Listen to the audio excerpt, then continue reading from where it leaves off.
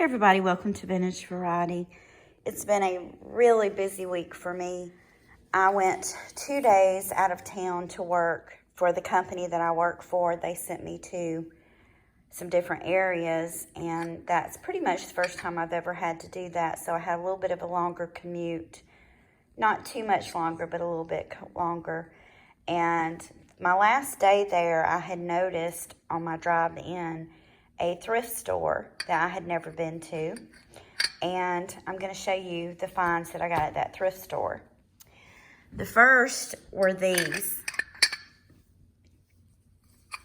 And these are called bone dishes, I believe is the right name for them. And they were used a lot during Victorian times when fish was served. So these are shaped so that they would fit alongside the plate, so the fish bones could be laid in these to be discarded so they were away from the rest of the food. Seems like Victorians had a different type of dish or a different type of thing for just about everything. Now, are these Victorian? I don't know. They most likely aren't, but I know they're old. They aren't marked. I'll show you the back. And they look like they're hand painted. I thought these were really pretty. These could be repurposed. These could be used for little trinket trays or maybe even little soap dishes. I'm not sure about the coating on them. I think if I was going to use this for a soap dish, that I would most likely spray some kind of coating or something on it to protect it. So I found 5 of these. This one has mainly pink flowers on it, and there's 2 like that. This one has a purple flower, and then I found 2 with the blue flowers. Unfortunately, and I didn't notice this, or I probably wouldn't have bought it, this one has a big chip out of it. So because this one's already damaged,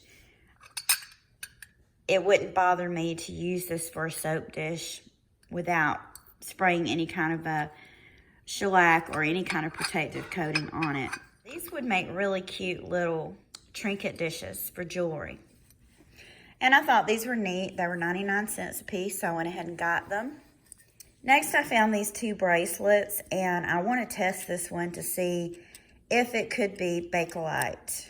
I doubt this one is, but I thought, why not?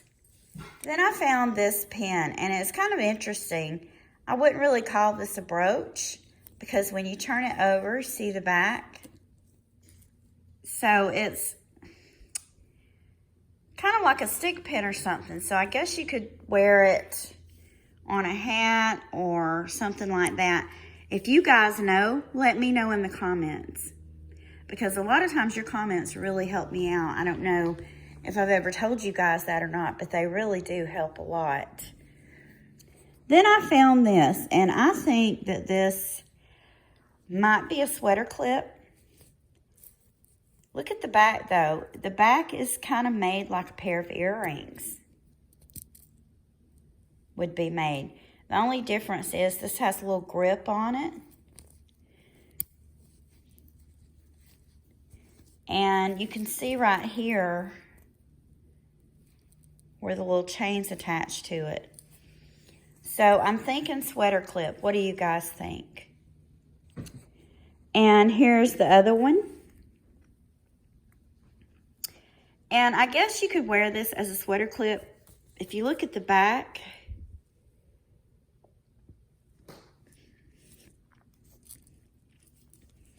this could also be worn, I guess, as a brooch if you wanted to pin it on and just kind of let this chain hang down. What do you guys think? I have something similar to this that I've had in my collection for a while, and I think it's really neat and unusual. And I'm also going to get that out, and I'm going to show that to you guys. So this is the brooch that I have that's similar. And by similar, I mean it's similar because it has the chains and stuff. And this may be something that was worn with the sweater. But look at these beetles. I think this is adorable. I absolutely love it. It's unusual. I'm going to show you the back. Let me zoom in on this.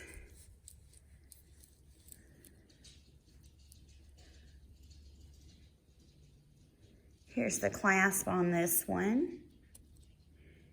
It's that kind of clasp.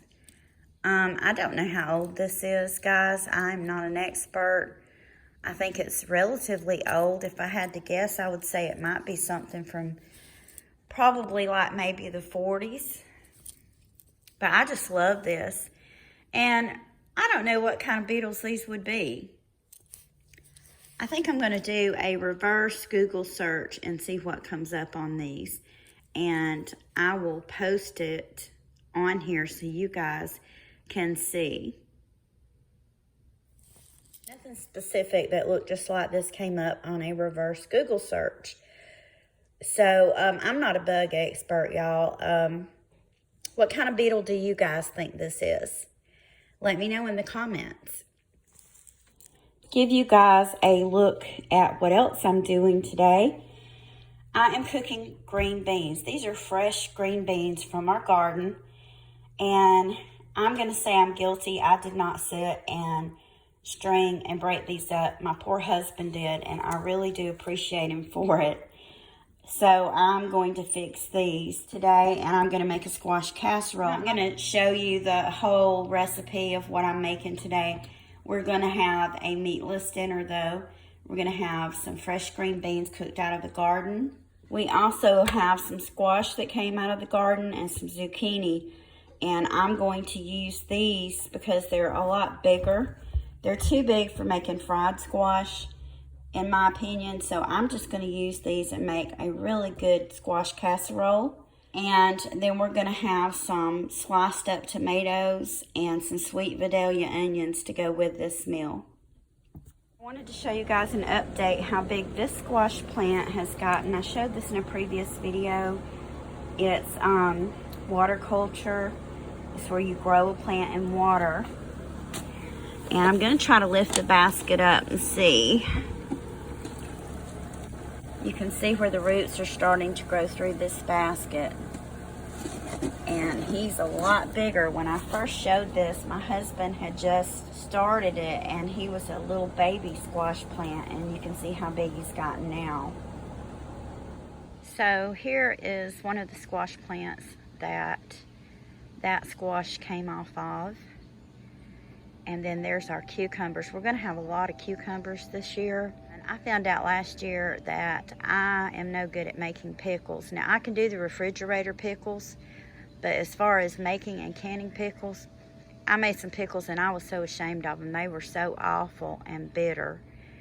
But one thing that I may make this year out of this is some cucumber relish. I have a really good recipe. I have a friend that lives here. She's been living in the United States for probably close to 20 years. She is from Oshawa, Canada. And they moved here because her husband's company transferred here. She gave me a recipe and showed me how to make what she calls hot dog relish, and it's kind of a sweet mustardy relish. I don't usually like sweet relish, but I really did like it, and so I will probably be making some of that this year if I have plenty of cucumbers, which I believe I'm going to have. Kind of give you guys a view of the backyard. We have a lot of woods behind us, and some of this needs to be cut back a little bit because I have some flowers and stuff planted down here at the back of the yard, and they're just not getting enough sun. And right down here, I don't know if you can see them very well, but we have 2 blueberry bushes. And I'm filming this from my back deck, and I have not been down there to check on these blueberry bushes, and I'm going to tell y'all why. I was standing on the back deck the other day, and I saw the biggest old long black snake you've ever seen in your life crawling down through there. Now, black snakes are relatively harmless. They will bite you, but they're a good snake to have around. They kill mice and rats, and they also will kill a poisonous snake. But I'm just going to tell y'all something. I don't like snakes. I'm scared of snakes, and Those blueberries can stay down there unless my husband wants to go down there and check on them, because I ain't going down there. This girl don't like no snakes. Now my mama, she's not scared of anything, and it wouldn't have bothered her a bit. So maybe if she comes down, she can go down there and check on the blueberries. But I won't be checking on them anytime soon, I can tell you that. Now these squash got this big in just a matter of a couple of days. We had looked at them and they were still too small to pick. And the next thing we knew, a couple of days later, maybe 2 or 3 days later, they were huge. We've had a lot of rain here lately, and it has been very, very hot, really muggy hot. I always make the joke sugar melts because I cannot stand it. I sweat like crazy, and you would think, being born in Georgia and living in Georgia for a good portion of my life, that I would be used to the summer heat. No, I am not. It is just terrible. And I mentioned I had went out of town 2 days out of this week to work, and both the places I worked at, their air conditioning was out. And you talk about sweating, this girl was sweating. I could not wait to get home and take a nice cool shower. So here's tonight's dinner, and as you can see, I've put my garden vegetables to good use. We're having green beans, squash casserole, sliced tomatoes. I've also fried up some potatoes, and sweet Vidalia onions are in season, so I purchased a few of those at the grocery store, and I sliced those up to go with our dinner also. Okay, so I'm going to test these bracelets to see if they're Bakelite. I'm using semi-chrome polish. I got this from Amazon. It's not that expensive. It lasts a very long time if you're just using it to test for Bakelite. So I'm just going to get a little bit on the end of a Q-tip, and let's see what happens. Now if you can see that, let me zoom in. So I have a little bit on my Q-tip. It's a pinkish color. And I'm just going to rub on the inside of this bracelet. So if it were Bakelite, it would have changed to like a nicotine yellow looking color. So this is not Bakelite. And I didn't think it was, but that answered my question. I want to thank you guys for taking time out of your day to share my newest finds with me. If you haven't already, please like, subscribe, and ring the bell for notifications on more videos about vintage and antique items. Thank you again for watching, and I hope you all have a wonderful day.